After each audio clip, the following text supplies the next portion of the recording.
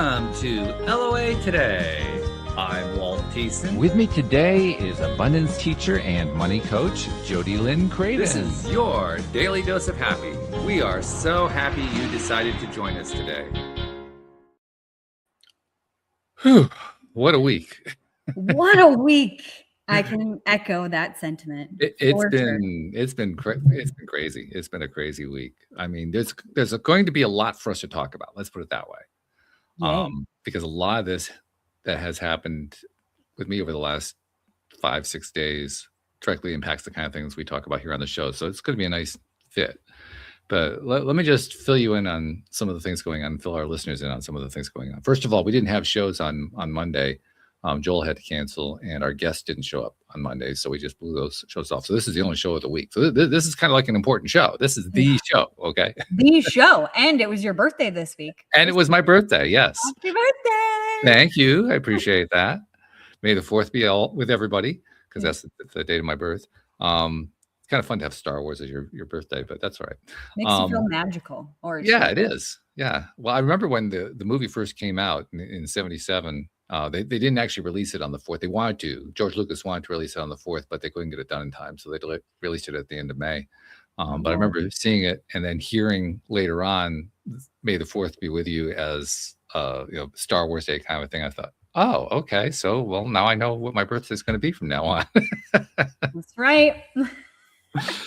But yeah, it's been an interesting time the last few days. Just to fill you in on some of the details, one major thing going on ties back to January, actually. My niece's father died suddenly in January during a snowstorm, and somewhat unexpectedly.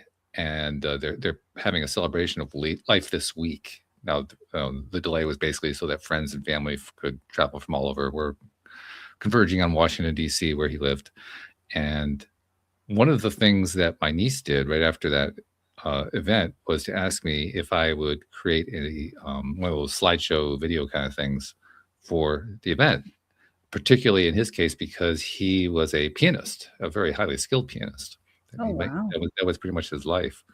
And so we wanted to make a video that would also include him performing and playing stuff that he had written and all that kind of thing.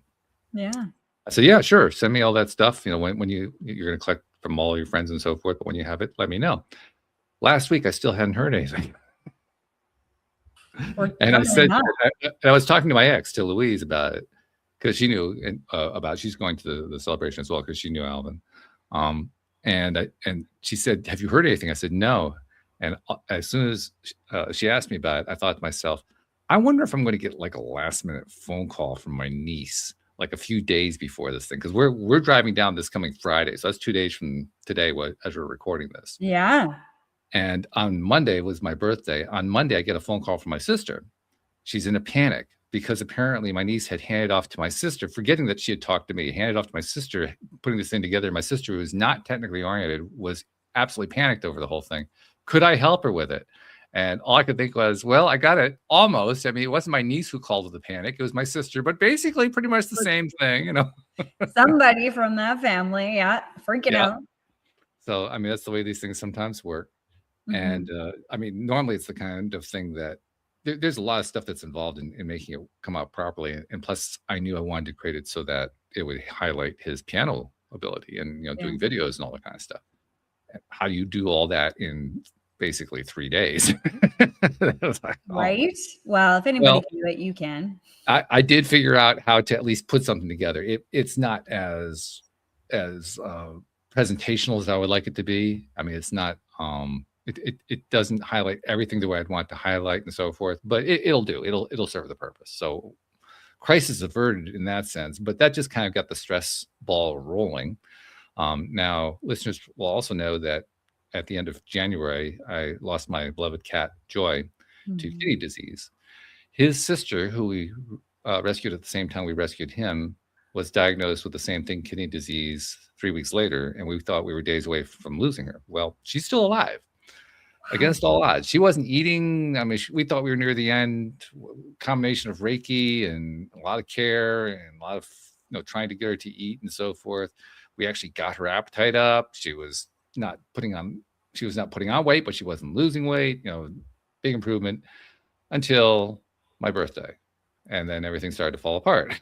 Oh no. So we went to the vet today, and we're going to try a few more things to try to help her along, but she's definitely not doing well. So stressor number 2 going on. Yep.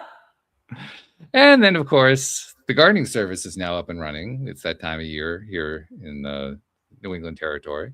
And actually, that one is going relatively less stress than it has in the past. So that's a good thing.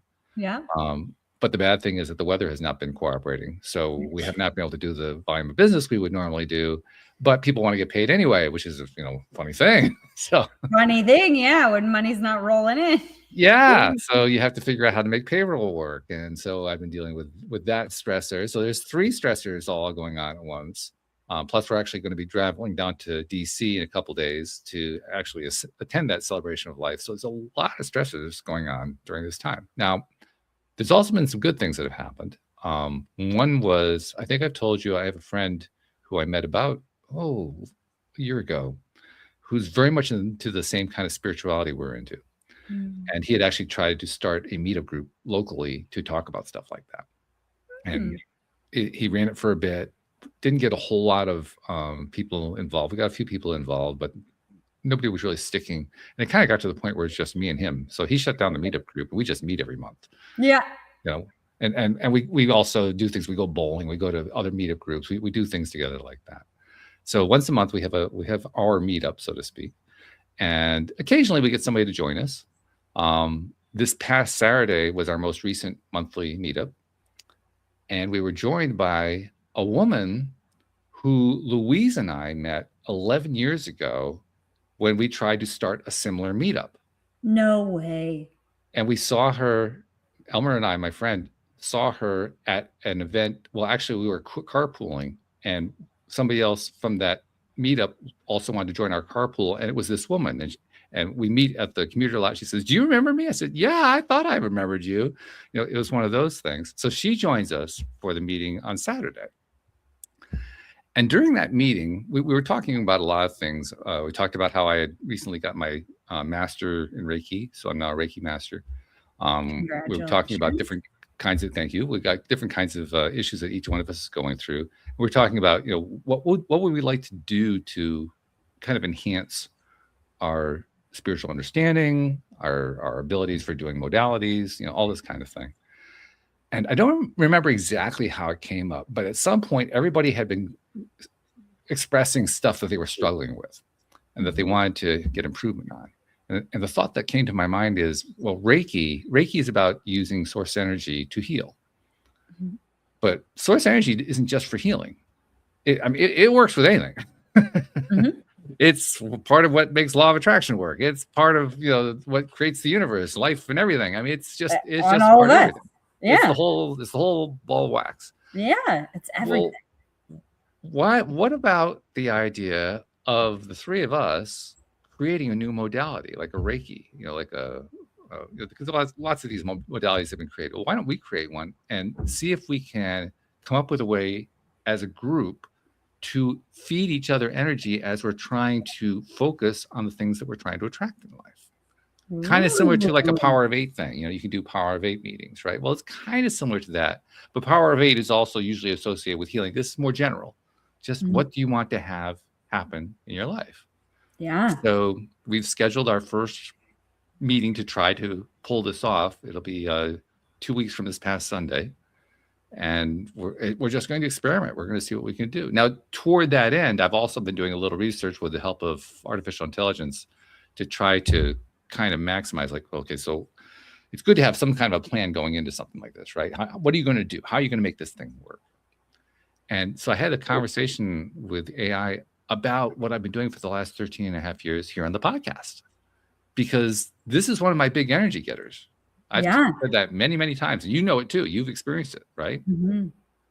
So why is it such an energy getter? We have some idea why it is, but I wanted to kind of nail it down. Could I narrow it down to here are things that we know are actually happening that help to impact the nervous system, help us with the neuroplasticity, help us to focus on things, all these kinds of things. I'm just having this extensive conversation with AI. And what I came up with through that conversation was the realization that your daily dose of happy really was working as your daily dose of happy for a reason. And the reason it works is because we always talk about every week, we usually have a guest. We usually have some sort of folks, somebody went through a crash and burn, something like that. And then we talk about how we came through the other side, or that person came through the other side. And it always gives us a lift. And we grow from it. We learn from the various things that people share, that things that we share with each other. Yeah. It becomes your daily dose of happy because every one of us is walking away feeling more energized by it. Well, one of the things that I learned and realized from my conversation with the AI is that works because our vibration has increased. I mean, that's not the way the AI expressed it. The AI expressed it more in neurological terms, but it's basically what that was. Our vibration increased. And the research shows that if you want to kind of benefit from the ripple effect directly, like kind of implement the ripple effect that comes out of that, there's a very simple thing you can do. The very simple thing you can do, like we do this show, my time, 4 p.m. Eastern time, your time, 2 p.m. And from that point on, from 4 to 5, we do the show. After that, for the next few hours, I'm doing my evening thing until I go to bed. Well, the AI said, during that time, here's what you can do. About 2 to 4 times during that time period, not timed, not on a schedule where you set your phone or something like that, but when it feels right to do it. In other words, you do it based on what feels. You literally take a moment and spend a minute or so remembering how it felt to feel good at the end of the show. And that's it. You don't do anything else. You don't try to implement the show again. You don't play through the thoughts of what happened. You just do that. Mm-hmm. And if you do that 3 to 4 times until you go to sleep, you're going to maximize the value of what you got out of doing the show. I thought, well, I don't know how you turn that into a group activity, but that's a starting point for a modality of some kind, right? And it makes sense. Totally. You're nodding your head, yes, as I'm describing this. It's making sense, right? This really fits what we know. 100%. I mean, I think that we overcomplicate things and have to have these crazy processes, and you got to do step 1 through 7, and you got to be consistent with it every single day, and it's got to be on a timer and a schedule, and what I have been realizing, especially over the last couple of weeks, and we were kind of talking about this a little bit before the show, but the downloads that I've been receiving are that it's more important in the moment, like to be in your life. Yeah. Instead of always like out there looking at like where you're going, what you want, what you don't have. Like we're so enthralled with all of that. Right. And we're barely ever here in this moment. And what I hear from you is that and what I feel myself, the magic of this hour together with either just you or you and guests is that we're present. Like both of us bring this presence. It's our job to be here and to be present in it. And we both take that with seriousness. Yeah. We're both here. We're present for the performance, whatever it is. And now what you're saying is, taking that presence and bringing it to more of your moments later on, and infusing that good feeling, that daily dose of happy that we both walk away with, and our guests too, and our audience, everybody that's listening echoes the same thing. But remembering that feeling, I think it really is that simple. It really is that simple. And something that Joel, of course, Joel is one of my other co-hosts. Joel likes to make the comment often, because he was like one of my first interviews back in 2012. He said, boy, did we complicate things. It's so much more simple than what we thought it was. I agree. I think life in general is like that. We complicate it about what the things we should be doing and the things we should be saying and seeing, and there's so many twisted things in that. And I think it's actually very simple. I think it's about experiencing. And I think what I've been mulling around in my head is is how we interact with that, with the universe, if you will. We were just talking about how it's everything and it is in all, and all of that. And that simple presence, like infusing that feeling into this moment right here, right now, I think that is the precipice of alchemy.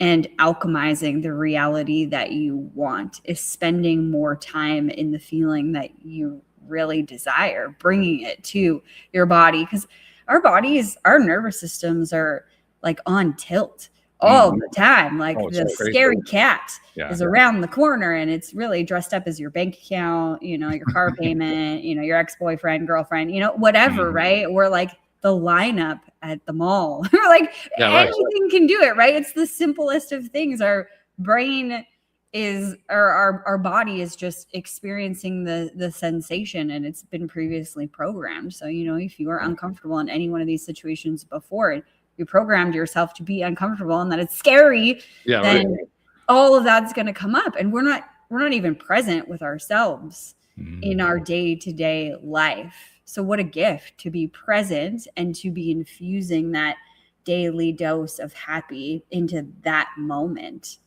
so much more frequently. And to do it deliberately, because that's what we're talking about doing with this group thing, this new modality we're going to try to create. Because the way I expressed it to them when the idea came to me was, I mean, in Reiki, like if you go to a Reiki share, what happens is in a Reiki share, everybody who's at the Reiki share has had at least one class in Reiki, so they have the basics on it. And literally, you divide up into groups, and each group goes to a room where there's a Reiki table, and you just do Reiki on each other. And then you share the experience of what it's like with each other, and then you come back to the large group afterward, and you share it with the whole group. I mean, it's a cool experience. And of course, everybody does Reiki differently. That's a really key thing to understand, that while they teach the basic ideas to everybody in the same way, the way we apply it is very different because it's all very individualized. So for instance, I'm more of like a hoverer. I don't really touch people's bodies very much while I'm doing it. Other people, it's like hands-on all over the place. And there's everywhere in between. And, you know, some people like to focus on different parts of the body. Some focus on the head, they focus on the feet. You know, sometimes people are like circling the body. I feel like sometimes we're like a pack of wolves or something. We're circling the body, but, but the point is, there are lots of different ways you can do Reiki, right? Well, the same thing is going to be true with anything that you're trying to do energized, you know, and it's using this source energy that we all are made of, that we all have access to. So my thought was, well, since we're doing this Reiki share where each person is getting the healing benefit one at a time, and then everybody else is doing it on that person while it's that person's turn, why not do the same thing with this new modality? So person A is focusing on something that they really want to attract into their life, and the other people in the same group just focus their energy on supporting person A. Yeah. And then after that, person B goes and decides to focus on what they're going to focus on, that they're trying to bring into their life, and the others put all their energy. So you're basically sharing energy one at a time with each person in the room as that person focuses on what it is they're trying to bring into their life. I mean, just that alone seems like that's almost natural, for one thing. You know, it kind of fits. It's pretty easy to do. You don't have to really have special training for it. I mean, there is something to be said for, like when you go through a Reiki class, they run through a little ceremony called an attunement that really does have physical effect. You really do get more attuned. You get the ability to, especially through your hands, to be able to feel the energy, to affect others and so forth. There's something about that actually works. So we probably want to at least figure out some way to build an attunement into this, so that people can be more effective, because people want to be effective, right? You want this thing, if you're going to do this crazy wild woo-woo thing, you want it to actually work. Yeah, absolutely. Right? I mean, that's the whole point. You don't want to be just a woo-woo nutcase. You want it to actually function. Yeah. You want it to deliver. So, it's important to have at least to try to figure out how can you maximize everybody's attempts when you're doing something like this. The other thought that occurred to me, and I'm not quite sure how to integrate this. I mean, I talked about how with the AI, the conversation had led to, well, just go back and revisit the experience of the show, you know, the feeling associated with the show, not thinking about what was talked about. But you can do that if you want to, but that's actually more work than you have to do. It's really just, what does it feel like, especially at the end of the show? What's the feeling that's associated with it? Bring that feeling back in and experience it for a minute or so. Mm-hmm. Well, you don't have to do a podcast in order to do that. We get all kinds of activities that happen in our lives that we can draw on that way. It can be anything that makes you feel good. So I'm not quite sure how to tie it into a modality where you're all getting together at a scheduled time to do all this, but certainly you can start the thing off by asking people to think about stuff that has happened, preferably something recently, so you can get more benefit out of it, that you can just remember what it felt like. Mm-hmm. And make that part, because that, and any kind of modality like this, I mean, if you do it in a group setting, Reiki is the one I know best, so I'll go with that one. When you go to a group Reiki thing, one of the very first things they do is they get everybody built up. They start making jokes. They tell funny stories. Everybody's energy needs to get up. They'll meditate on getting up, because it's so important to raise the energy of the group. And the nice thing is, if you have a bunch of people in the room who are all kind of in the same mindset, that's not all that hard to do. It's actually pretty easy to do, right? Yeah, they're pretty positive people already. Yeah. So it's not like there's a whole lot of effort that goes into it, but it is effective. And because it's so effective, it actually helps make the group activities work well. So I don't know exactly what we'll come up with. I think we just have to kind of create it and invent it for our first session when the three of us get together. I have a couple ideas for you. Okay, well, share away. Tell me. 2 things that popped into my head that downloaded for me. Number one, when I was teaching more live, one of my courses, when I was teaching it live, the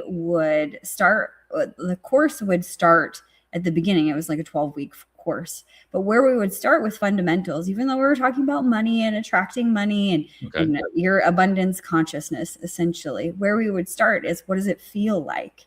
Because a lot of people have a separation between them and their feelings. So like, what does it feel like? And they can, name off like 5 things. Like if it's negative, it's like sad or scary or like angry, like it's something like that. But we have these surface level words. So what does joy feel like? And where do you actually feel it in your body? And in our context for the actual course, we were going through like how to feel both. We started with the negative side of things so people could feel like, what does anger feel like? Where does that show up? Where does that fear, that scarcity, where does that show up? And like closing your eyes and like making it bigger so that you could feel it, and then making it smaller so that you could realize you could control it. Like you could turn it up, you could turn it down, you could silence it, you can make it brighter, do all of those things. And then we'd switch to the positive emotions of like joy and bliss, and like recalling a time that you felt these things, and then making it bigger and bigger and bigger so it encompasses your entire body. So it's like coating your entire body in your field for whatever that specific energy is. So you could do that, like a specific emotion, like when I have this in my life, this is what I want to feel more of, or this is what I perceive I will feel more of when I have this in my life. Because that's why we want to manifest, right? Yeah, right. Yeah. We want that feeling. So what is that feeling? Getting clear on it, and then actually sitting with it. Where does it live in my body? How does it ripple out of my body? How do I feel it? What colors do I see? What sounds do I hear? Is there a smell? Is there a taste? Like getting all of the senses activated and really like playing with it so you could feel it like it's something tangible that you're holding in your hands. That was the first thing that came through. Okay. Yeah, that's good. I like the in your body idea. That's really good. Yeah, I think that helps get back to that feeling a lot quicker, because if you can map out the sensation of like what it feels like inside, now your unconscious brain or subconscious brain is now getting the tips of like, oh, right. When I feel this, it's this. And we were working on the fear side of things to really get good at recognizing when you get into a scarcity pattern. Where does that live? But the same thing is true on the other side, because sometimes being in a positive place for some people is difficult. Like, lifers of law of attraction, they find it easy to be positive, but maybe there's a few things in their mindset that they're not able to get to, or versions they're not able to get to. But if you can feel it and visualize it in that context of where does it live in my body and how do I make it bigger and what does that feel like, and noticing how your body changes every single time. And I mean, it makes sense, but I downloaded this information and then just started doing this practice. So I wasn't sure what we were going to see, feel, think, whatever was going to happen.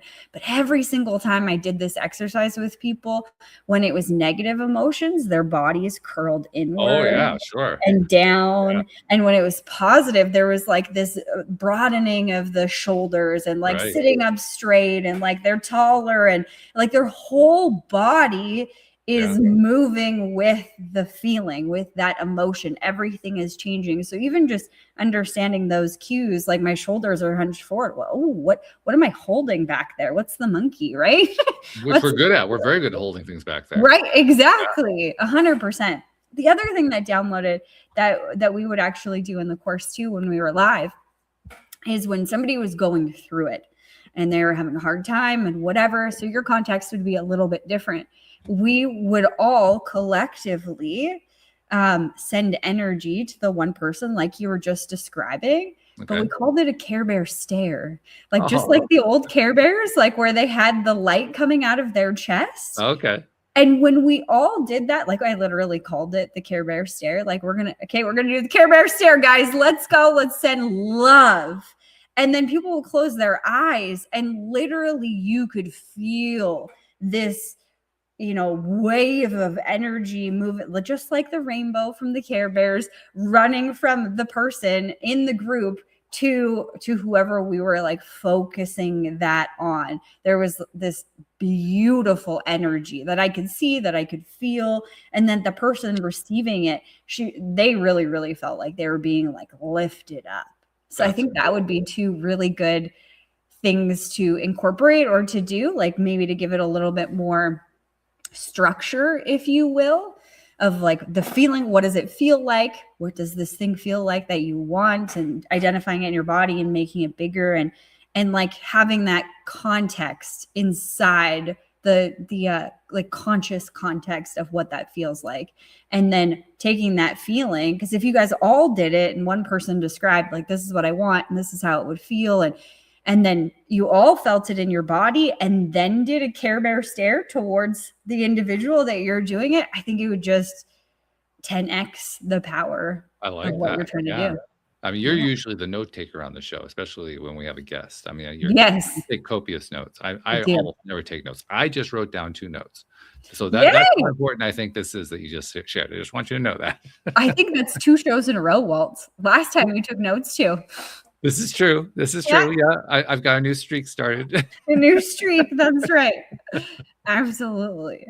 See, I have always taken notes, but what I feel like is that I interpret the information more through my pen, like writing it down, then it lands for me. And I feel like it's like a whole body experience when I'm writing things down, like, I get that. It just does something for me. I like writing. I get it. Yeah. I could see why you would do that. It's actually not why I took the note, but I can see that would be very powerful. I took the note literally so I would forget what it was. Yeah. I can just see myself, a week from now thinking, what was it Jody Lynn said? I can't remember what it was. Where's my note? I know. Where's the notebook? Do I have a notebook? I know there was a notebook. I wrote something down. It's true. It happens. Last week after we did our show, you and I had what we often do. We did an after show conversation. Mm-hmm. And, in fact, did we do a whole show? I'm not sure if we did a show last week. Did we? I can't remember. I can't remember I was here last week. It was the week before I was gone. But yeah, last week we had. Did we have a guest with us? Yeah, we did. We had the lady that had like yoga. Oh, right. Yes. I can't remember her name off the top of my head. Yes. She was wonderful. Yes, I remember we had her. So after that show, we were having a conversation, and I was sharing with you how I had all my life struggled with visualizing. Yeah. And you gave me some ideas on how to address that, because I told you, I don't think I even said it on the air, so I'll tell the story to listeners. But when I went through the Reiki Master class, one of the things that they do in that class is they introduce you to your Reiki spirit guide. And I was looking forward to that when it came along. Like, okay, yeah, because I have never successfully communicated with any of my spirit guides. I presume they're there because everybody tells me that they're there, but I've never been able to do that. Right. So I was like, okay, I want to do this. And a rather disturbing and amazing, both at the same time, thing happened. The moment that the teacher started leading us through that, it's as if my brain was shutting down. Like literally, I was going unconscious, like I was going to sleep. And inside my little voice in my head is saying, no, I want this. I want to do this part. And my brain is shutting down. It literally was shutting down. I was about ready to go unconscious. I mean, it was not allowing me to participate. I was just fighting to stay awake. And I'm thinking, this is insane. I mean, I clearly have a resistance going on here. I don't know what it is. It's been going on for a long time, but it was definitely there. So I shared that with you, and you gave me some ideas on what to do to try to kind of draw out of myself the ability to not only know who my spirit guides were, but also to visualize, because really the two go together, right? I mean, when you're talking with your spirit guides, you're doing it through pretty much the same technology, if you want to call it that, that you use when you're, getting a download. It's the same thing. Totally. Yeah. Right? Absolutely. Is there any difference really? I mean, I can tell the difference in words, because it's not my like cadence. Like it's like talking to a different person, and I can tell that it's different words, different, like, not language because it's English, but like just the way that things are said are different. When it comes to visuals, it's the same thing as imagining, which is difficult for a lot of channelers, a lot of people who are spiritual. Like, how do I know this isn't my imagination versus, something that they're showing me or whatever? I think that maybe it's both. Maybe imagination is downloading things. But I know when I'm making shit up in my own head, like when, like, scary monster around the corner, like, okay, I know that that's just a figment of my imagination. But yes, I think it's the same things going on. Okay. Yeah. So because it's the same things going on, it's not like you're having to develop a new skill. I mean, it's the same skill. Yeah. Right. Absolutely. So the advice you were giving me was you were describing to me how, I should try to imagine whatever I could imagine of a particular image that I was trying to create in my mind. And then you said, bring the image into your mind as best as you can, and then start to play with it. Make it larger, make it smaller, make it brighter, change the color, rotate stuff, and all that kind of thing. So I said, okay, I'm going to give that a try. And of course, the night after we did that show, I tried to sit down and do it, and all I got was 15 different distractions preventing me from doing it. I literally could not do it that night. I got phone calls, I got text messages. It's like, the universe does not want me to do this tonight. Okay, I hear it. I got it. Yep. Okay, fine. Tomorrow. So I tried the next morning, right? And even then, I couldn't even get to it until late morning because it was the same thing. And all I could think was, this is one hell of a resistance point. I mean, there's something in my subconscious mind that is doing everything possible to block me from doing this. Yeah. I don't know what it is. Interesting. Well, I finally sat down, and you also recommended that that I write down what it is that I wanted to visualize, so that I could read it out loud into a recorder and then hear myself saying it as I was trying to do it. So I did that. Yes. And when it came time to actually playing it back and doing the visualization, you know what happened? You fell asleep. No, actually, I stayed awake. That was the good part. I stayed awake. Yeah. Okay.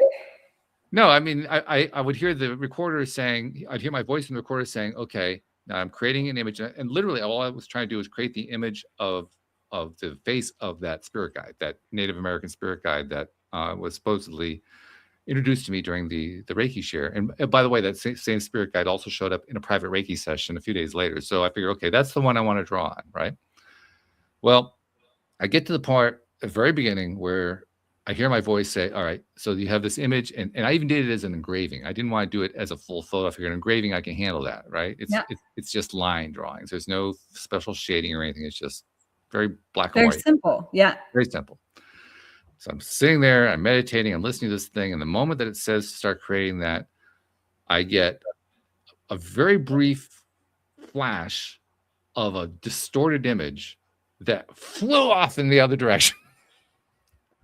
It didn't even stay for a fraction of a second. It was gone. Interesting.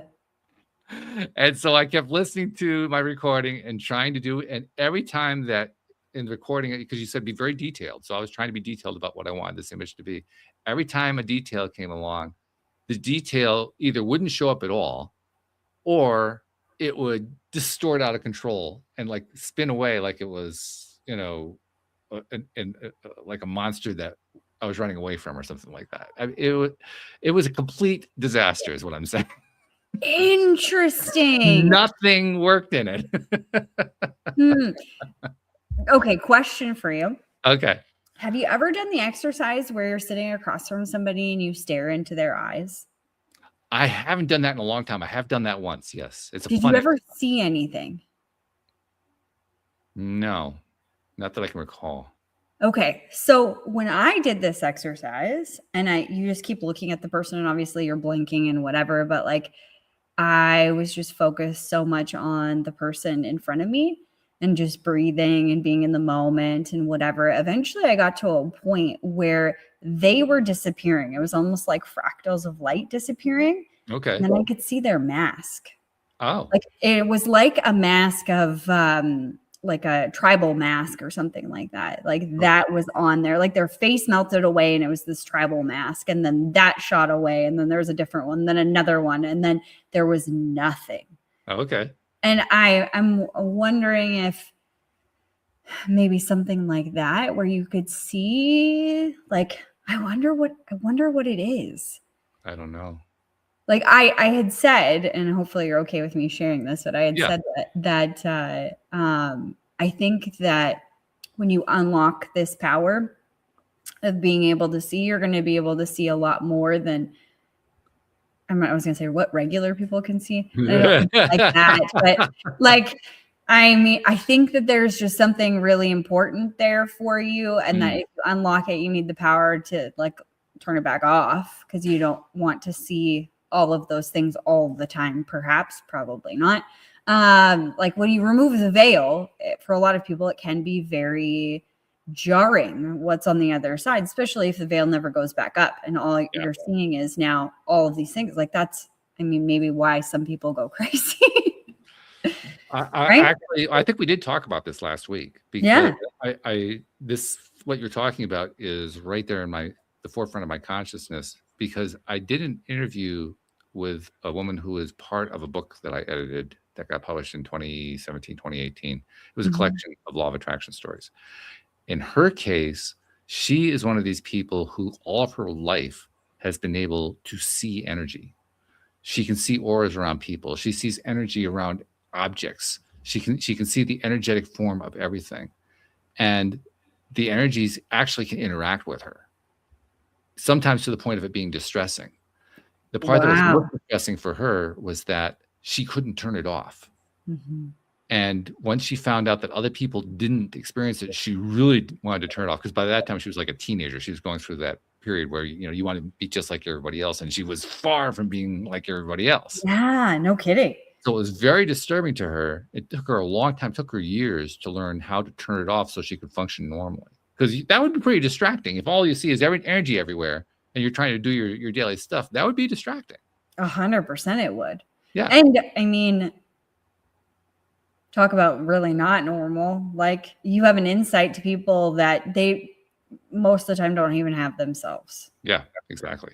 You know, like it's a powerful gift to have, but I could see how especially in our society of like, be the same and do the same things and get a job and go to school. Like, you know, we're told to just do this, to straight line to success and the best life ever. It's this, you have to go down this road, which we know is not true, but we're just, you know, we buy. But I can't always convince my subconscious mind of that. So this is relevant. This is relevant. Exactly. Yeah. You're, and maybe, has there ever been a time that you saw something that was peculiar you couldn't explain, maybe when you were a kid?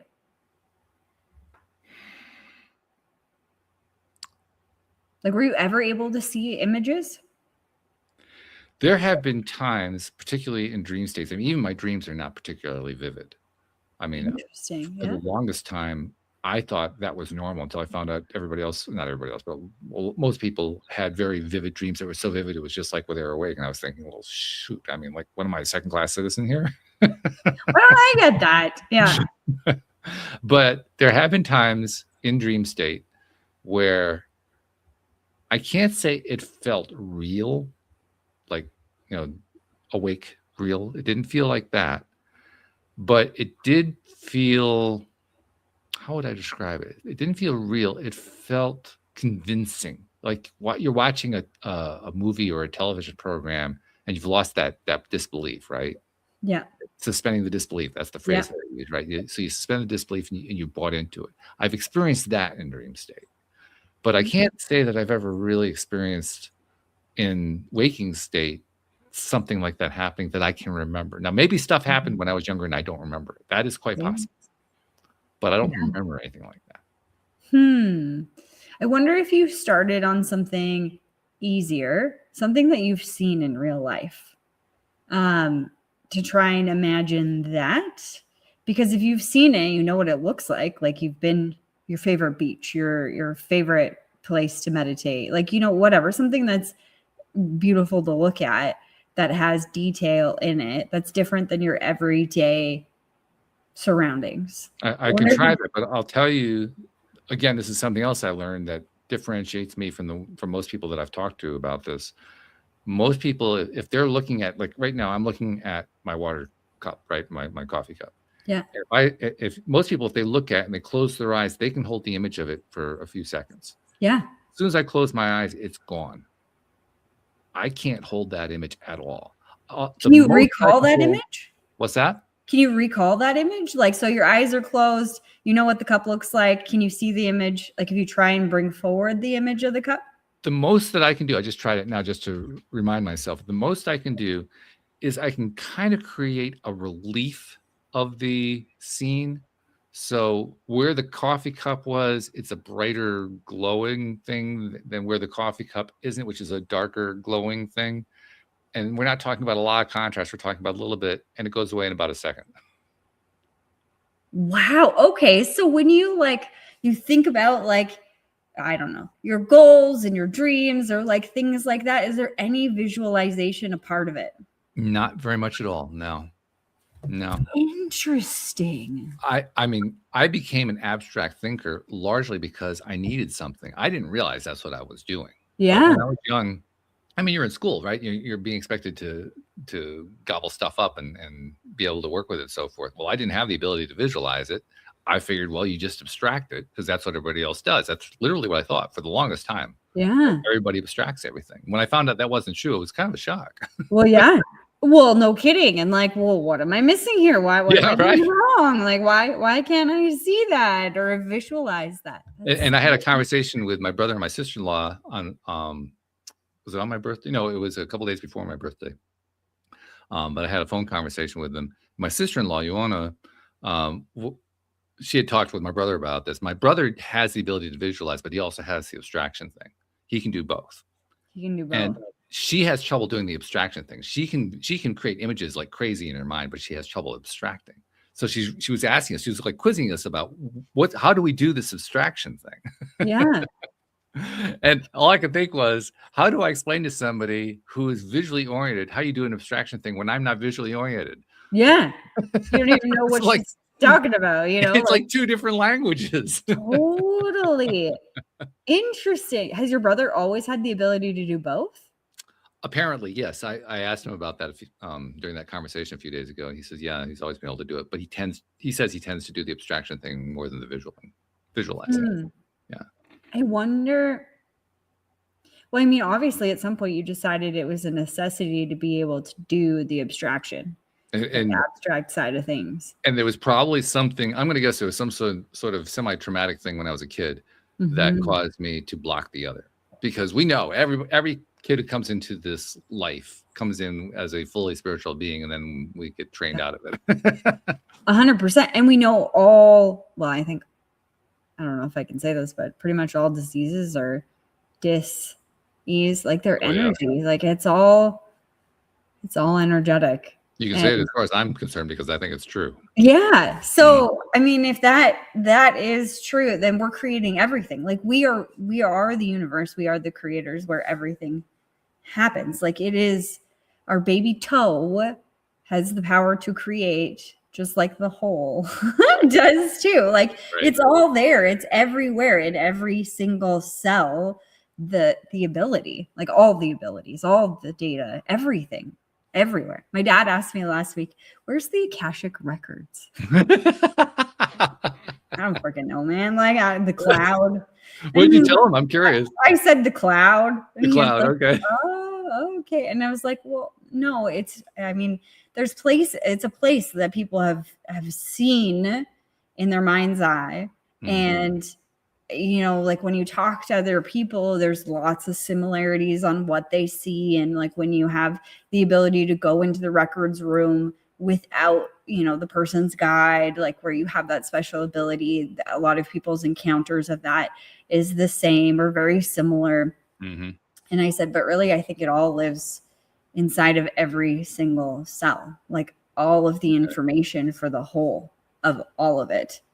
Which means that me being able to block all that is actually quite a skill. Quite a skill. Every single cell, that's a major skill at work. It's not a skill I particularly like, but it's a major skill to block. A major skill. Well, and a major like protection. Yeah. Like, and if something traumatic did happen that you saw, and maybe you were visualizing it in your mind, or like replaying the trauma, which we often do. No wonder. Your body. I don't remember any particularly traumatic event from when I was a kid. My child, there were things that happened. Everybody has stuff that happens, but sure, there was no real high trauma event that happened. There was no like major traffic accident, of death of a close family member. There was nothing like that. Nothing like that happened at all. But I do recall, I'm the eldest of three. I do recall that there was a time that did come during that 4 or 5 year period from age 4 to 9 or whatever it is, where your brain is forming, where your subconscious mind is forming, where all that is coming together, where I realized, and I didn't have a good way to verbalize it, but I realized it kind of, not subconsciously, because it was a conscious awareness. I realized it without words. Let's put it that way. I didn't have a way to put words to it, but I realized it was like a knowing. It was a knowing. That's right. Yeah. I realized that this is a pretty fucked up life. And there's a lot of crazy people out there demanding crazy things from us. And if we don't adhere to it, we get, pretty badly humiliated by it. So I need to protect myself. That was my realization. That was the trauma, so to speak. Compared to most traumas, that's a pretty minor trauma. But you know what? It's still a trauma. Yeah, but I mean, I think we distort trauma, and we use it in different ways. But what I see a lot is like, oh, well, mine wasn't as bad as yours, so I should just get over it. It's like, I don't know that, like, you're not in that person's shoes to be in that experience, to know how it felt and what skills they had. Like me going through a trauma at this point in my life is completely different than Jody when she was a baby going through trauma, because I have all of these skills, and like, it's a different thing that will happen. But what if the reaction within the body, like maybe it's a chemical reaction, let's say, what if the reaction in the body is the same? Regardless of like how bad it is, like maybe trauma that has happened repeatedly over like, minutes, days, weeks, like for a long period of time, like someone's been kidnapped and like now they're a sex slave. I think that kind of trauma would be harder to get over, because it's a repeated thing over and over and over again. Not to say that anybody's trauma is easy to get through, because that's not the truth. But I'm just saying, what if it was just more of that it doesn't matter what the level of, Joel made a great example of this one time. He pointed out to me that he has a number of clients. He works a lot, particularly with young men, particularly young men in their early teens to late teens. And he said one of the things that really sticks out when you work with that group is they can have their first romance and have their heart broken for the first time, and it's like their life just ended. Exactly. Now, by the time they're 40, that's no big deal. Exactly. That's nothing. But when you're experiencing it for the first time, that is a major trauma. Male or female, doesn't matter. It's a 100%. major trauma for Yeah. that. It's the repeated experience that kind of dulls the pain of it over time. It's like, oh, okay, yeah, I've been there, done that, got the t-shirt. Okay. 100%. Yeah. So maybe the chemical reaction is the same regardless, or similar, regardless of what the thing was that caused the reaction in our body. Because there is a reaction within There here is. and in our unconscious mind. Oh, that, like, it's based on the body. Like, the body is freaking out. Something is bad. And the brain's like, all right, program written so that you don't die. Like, so it would make sense. It doesn't matter what exactly it was that happened. Something happened that felt significant enough to turn off that power. But it makes sense. Like, if I don't do all the things that I'm supposed to do, then I'm really going to have a difficult life. Why put yourself in a position to be able to imagine all of these things if you're supposed to be in this like streamlined, I do this world? Yeah. It makes sense. It checks all the boxes why you'd be like, it really I don't does. need that. Yeah. Now, I don't know why it is some people will go through and have an experience like that and not put up a barrier like I did. But whatever that reason is, I put up a barrier. I'm pretty sure that's where it came from. I don't know that for a fact, but it's the one thing that adds up more than anything else that I can think of from my life experience. Yeah. Because I do remember, and this was actually something that carried out over and over again over time. I was continuously, one event after another, astonished at how insane life was. I mean, a lot of my time, I felt, I'll use the British term because I think it really does describe it very nicely. I was gobsmacked all the time. Yeah. Just absolutely blown away. Like, this is reality? This is real? This is the way it works? What the heck? Exactly. Well, who dreamed up this nightmare anyway? Well, yeah. Now, that's an interesting phrase, though. Who dreamed up this nightmare? Like, if you think about it in the context of this conversation, why would you dream up anything if the reality is a freaking nightmare? Like, that's what you think life is. Another reason why your brain would be like, nope, no, thank you.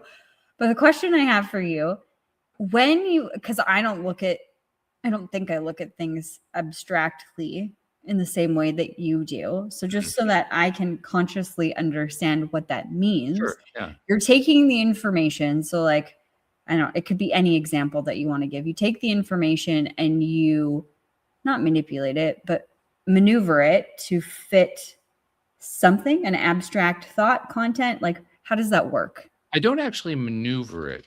Okay. It's more like it. Have you ever heard of the idea of a mind castle?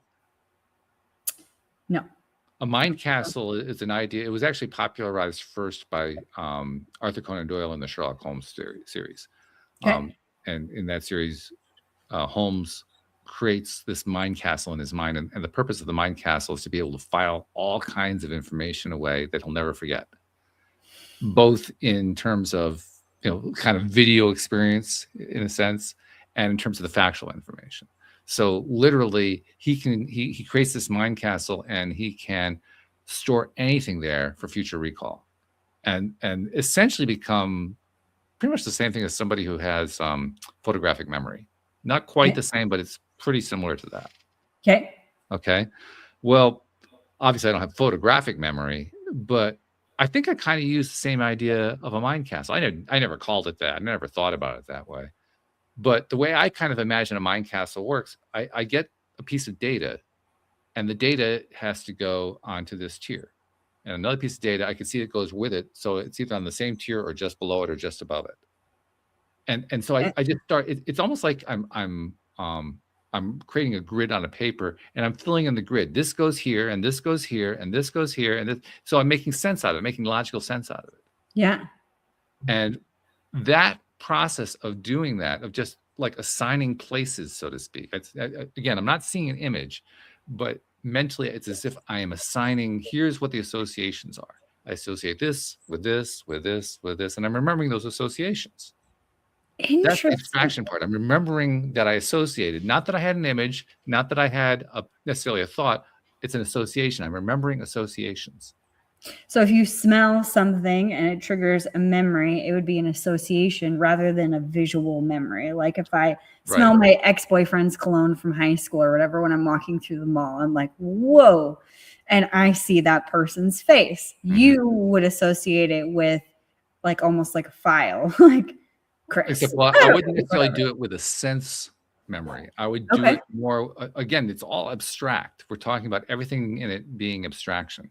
So if I have an abstraction of a teacher telling me that I have a math assignment, and then I have another abstraction of we did a math problem in the class and it was done using this general technique, I would associate them. No images, just a pure association, abstract association. Because what is abstraction? Abstraction is where we have like a label that we apply to an event or to a situation, right? Yeah. But I basically I'm keeping track of all these labels in my mind. By label, I don't mean a physical label. I mean a mental label of here's worry, here's activity, here's running the track, here's doing a math problem, here's all these different kinds of things. Just having a verbal association with them. That's probably the best way to describe it. It's not a written label, it's a verbal label. It's a verbal association. Label. Interesting. So if you see like I don't know, do you have a place that you want to go and see, like travel wise, like a bucket list destination? Yeah, my top of the list is Hawaii. Hawaii. Okay, so when you think of Hawaii, what's the verbal association? Or like when you think of Hawaii, what comes up? A lot of things. Volcanoes, ocean. But you don't see it. It's just a word? There's nothing in your mind. I get a little bit sometimes, like volcano, I can kind of see a little bit of a pool of lava. Okay, yeah. Not terribly distinct, but I do get a little bit of something there. Ocean, I get like a little quick flick of water in a wave, in a still life wave, not a flowing wave, but like a painting of a wave. Interesting. Yeah. Huh. That's so fascinating.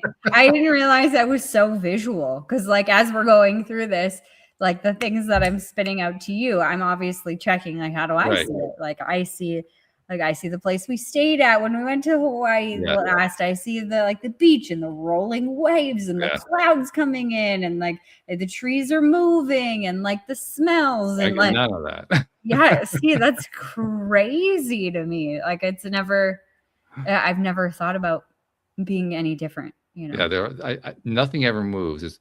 Any image that I get is a pretty dull image and it's static. It's a snapshot. That's so fascinating. Well, I mean, there's power in it. I mean, it sounds like the Dewey Decimal System lives in your brain. Kind of. Yeah. As soon as you were describing it, I was like, is that like the Dewey Decimal System? I don't even know how it works anymore, but I remember that's how the library worked. And I mean, because it is a struggle to describe what it is that I'm doing because I'm not even sure what I'm doing. I think I'm doing what I'm doing just because I had to survive. Yeah. Like I didn't really have a technique, but I had to remember. I had to have some way to remember, so I'll just remember. Yeah. I'm curious if your brother, if he does it the same way by association, like that system, the verbal association. And then like I wonder what his visualizations are like. Are they similar to yours, but maybe like a little bit more than just a snapshot of a picture, just a glimmer of whatever it is? But are they like the way that I am, or is it more like you? It's a good question. Yeah, I don't know what the answer is on that. I didn't ask him about that, but I'll ask him next time I talk to him. Yeah, and I don't know if everybody could have a different way that they do it, but like I see it all, and like then if I'm really paying attention, I can like smell it and I can hear it, and like I can feel the sun on my face, like very detailed things. But again, I see those things. I've always seen those things. Like so when you're getting downloads, I mean, are you getting downloads that come to you in a way that you're imagining a scene like that? Both. It depends on which way I'm working. Like if I'm working with a client, and I'm listening to their words. And what I will see is literally as if they were typing it out, whatever they're saying, their words like typed out on the screen as they're talking, it's going around. And then I see like one word, I see like a hotspot on the word. Okay. And I don't even try to do it. All of a sudden, I feel like I pull on that thread and I can feel the emotion. Wow. And then sometimes there's pictures and whatever. So I can really get behind like the actual meaning. Like they're stuck here because they think, I'm just going to make this up, but they think that, oh, for them to be worthy, it means that they have to work really hard, and work really hard means that they have to be like bloody, like kill themselves or whatever. Right. Like when they're like, work hard would be like lit up. And then I would feel that like intensity, that like, like bloody knuckles. And like, sometimes the images will come through. When I'm channeling information, a lot of times there'll be the words and the images. Like we were talking about how I was channeling, and there's in my room, there's a table. So I can physically see like these papers and some of the dates on the papers and the imagery. One of them had, we were talking about, it had a rocket ship and it said rocket ship to the moon or whatever. And I could see it like it was a paper that I was holding in front of me. So I can see both. Wow. Yeah. So when you're just getting words, you're literally visualizing the words. You're actually seeing an image of the words like they're being typed on a paper. Exactly. Yeah.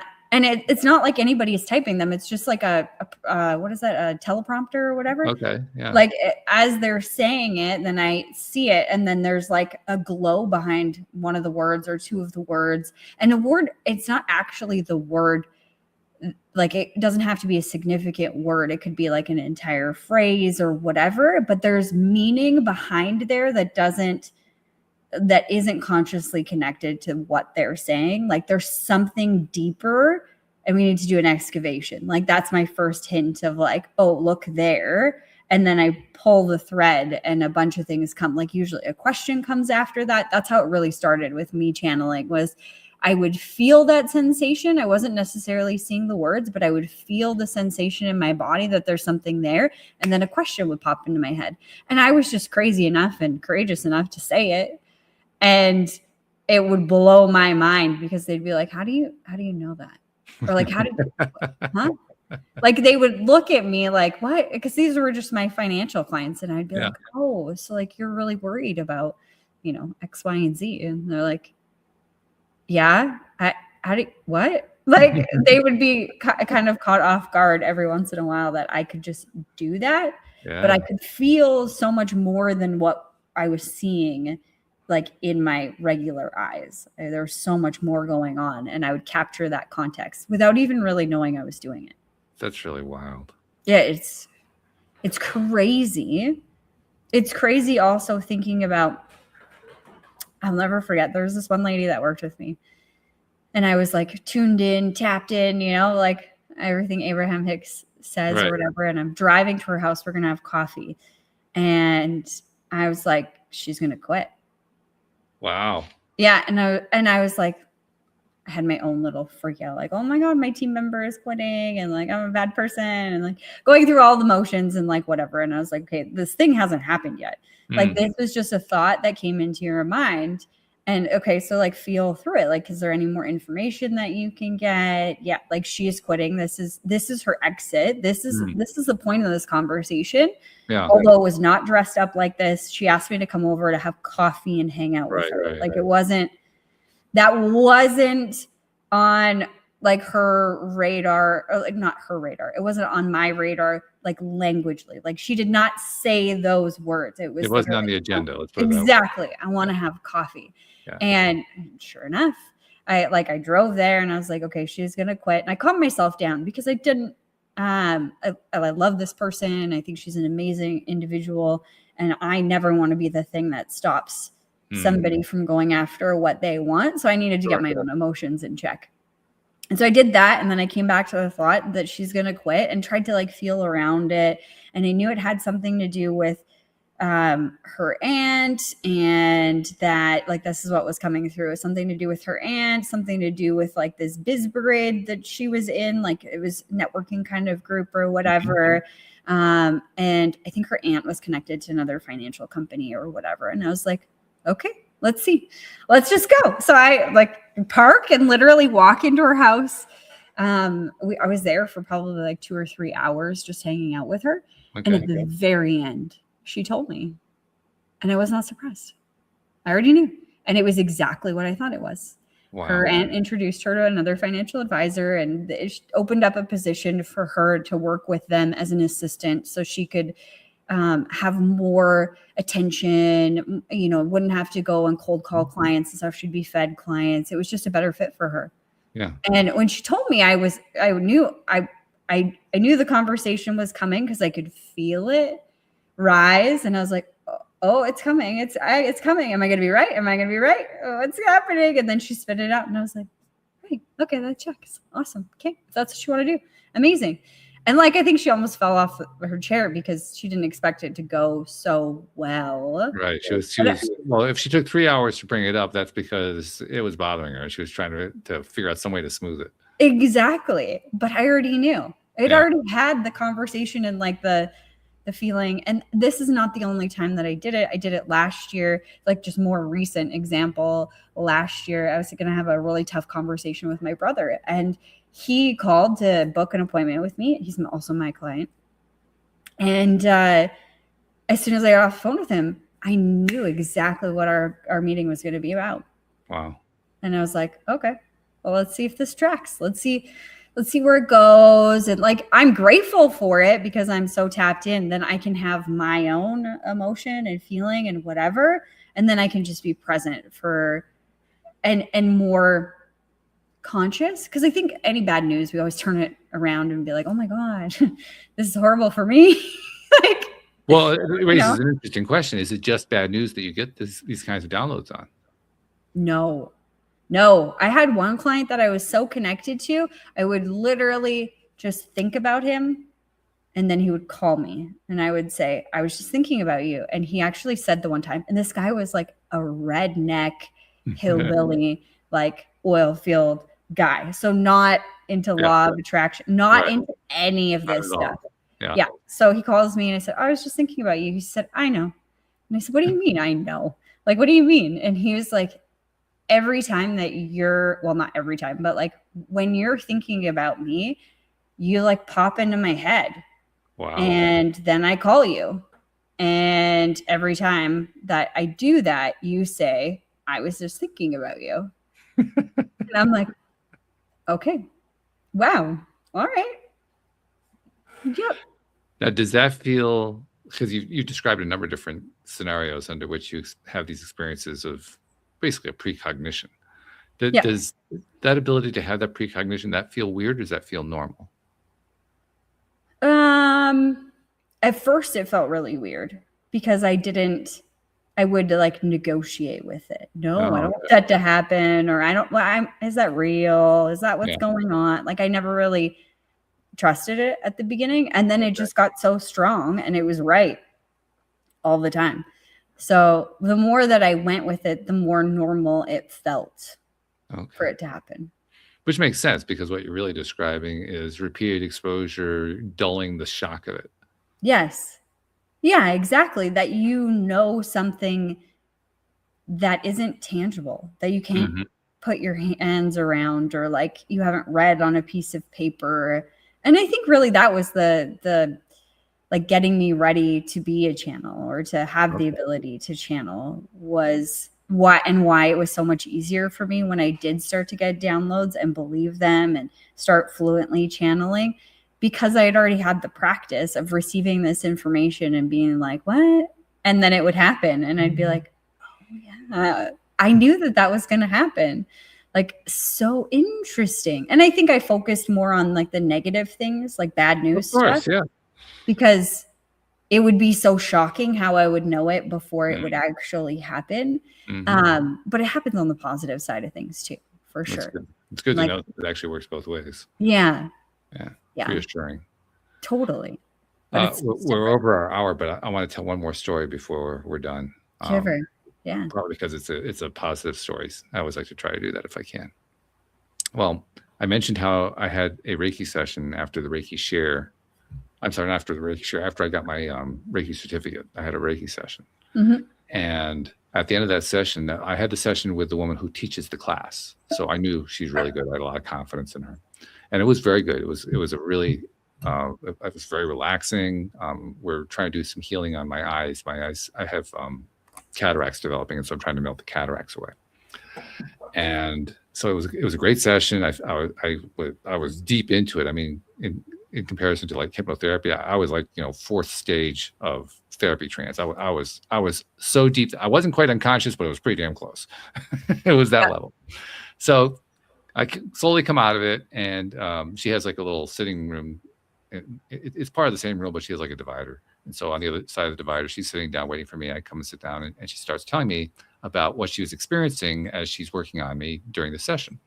She said that if you start off by saying, "You're something of a Renaissance man." And I said, "What do you mean?" She said, "Well, you can literally put your mind to anything and do it." And I never really thought about it that way, but I actually can do that. I kind of assumed everybody could do that, but I'm beginning to realize that's not actually true. Yep. But I mean, if I really want to do something, now there's a lot of things I really have no interest in doing. But if I wanted to do them, yeah, I could do them. If I really wanted to, I could do that. So I could see where she was saying about that. And then she said, she told me about that Native American spirit guide. Apparently, he gave me a very large feather that he laid on my chest. And I looked up later and learned that Native American giving of a large feather is a massively large gift. It's a huge spiritual gift. Wow. It's only done in very special occasions. You're so special, okay. Walt. Well, that's kind of cool. I like that. I had shared with her. Now, she does a whole intake before she does the session with you to learn what's going on with you in your life and what you're focusing on and what your struggles are and all this kind of stuff. Family life, all that kind of thing. So she had a pretty good idea of what was going on with me. She tells me at that point, after she tells me that this guy is there, that he gave her a message. And the message was, I have been on this long journey where I'm trying to do things like connect spirit guides unsuccessfully, and that I'm almost near the end of that part of the journey. Like there's a breakthrough coming very soon. And I said, well, great, because I've been waiting for this for like 15 years. So it's about freaking time. Well, and that's crazy you didn't tell me that part last week. No. That feeling is exactly what I was feeling. Like this is really about to change. And this is a big deal. But it's about to change. Yeah. And then the other thing she told me was, not only is that about to change, but what I have to do after that is a massively long journey. A really big deal journey with a lot of stuff going on. I mean, when she said that, there was no shock at all to it. It made sense. But I mean, I have certain ideas that came to my mind. I don't know if they were accurate about what she was talking about. But like, I'm working on an AI project. I've been making a lot of progress with that AI project. I'm thinking that's part of this. Yeah, I was wondering that. But it's only one piece of it. It's not the whole thing. It's one small piece of that journey. I also realized shortly after this Reiki session that what we were talking about earlier, the idea that you could be afraid of being exposed to these things because you can't turn them off. Mm-hmm. She and I talked about that idea during the session as well. And as soon as I think she brought it up, as soon as it came up, it immediately resonated like, well, yeah, that could be it. I could see myself wanting to resist and block something because I didn't want to experience it until I could turn it off. Yep. I could see that. That would make sense. So, yeah, I thought I'd share that. What she shared with me told me, I mean, Monday I celebrated my 69th birthday. 69, that's getting to the point where, you're getting close to what most people consider to be the end of life. Now, I've shared many times around the program, I plan to be around for a long, long time. And I've got bloodline to support it. I've got both grandmother, grandfather, uncles. I got people well over 100 years old. I've got all that stuff going on both sides of the family. So I've got the genetics for it. But I also have the intention for it. I've got this intention of doing a lot of stuff. I'm only like halfway through my life. Exactly. That's the way I've been thinking for the last 10 years or so. Yeah. And I basically got reinforcement on that. So it's I gonna be see fun. that. It's gonna be a fun time. And I think it kind of tracks. Like you talk often in our shows about how you haven't that it took you a while to figure things out, and you were later in life figuring out some of these concepts. I didn't get exposed to this stuff until I was in my mid 50s. Yeah. And I don't think, like, I think it's on purpose. I don't think you've ever been late for this journey, but it's a big one. And I do feel like there's a lot more coming. Okay. It's not over yet. And it's crazy. That's a beautiful thing. I'm so excited to be a part of that, Walt. Well, you're going to get a front row seat. You're going to be there. I hope you are. I am. Try and stop me. Just try and stop me. I am stubborn and German, so good luck. I'll be there. It's going to be fun. It's going to be really good. Yeah. It's so much fun. Yeah, there's more to come. So that seems like a good place to draw this to a close. After an hour and 15 minutes we've been doing this show today. Just went by so quickly, as always. Our daily dose of happy. But we covered everything that we needed to cover today. We needed all of that 75 minutes. So yeah, we did. All right. Yes. Amazing. So I look forward to talking with you again next week. And I know we'll have a guest. I'm not sure who it'll be, but it'll be good stuff. But I'm glad we got this one. When we do these shows where it's just you and me, these are actually the better shows. Yeah, they're so much fun. Not that I don't like having the guests. I like having the guests, but these are really the better shows. Oh yeah, we're like pontificating and figuring out the world and creating a new one all at the same time. Yeah, I love it. That may actually be a topic for you and me to talk about next time we do something like this. It really is astonishing, the data, the input I'm getting all over the place about how powerful our minds are. Yes, as humans, including people who are not spiritually oriented. I mean, the stuff that I'm observing that people are able to shape in their minds, often stuff I don't even agree with, stuff I think is insane. Yep. But they're able to create realities that I may not like the reality, but I'm amazed at their ability to create it. Yes. We have more power than we think. Yeah, oh yeah. The power is definitely there. Mm-hmm. It's not limited to the few, it's all of us. It's all of us. Yep. So there's a good stopping point right there. So thank you very much. Thank you to our podcast listeners everywhere. And we will see you all next time here on LOA Today. Goodbye, everybody.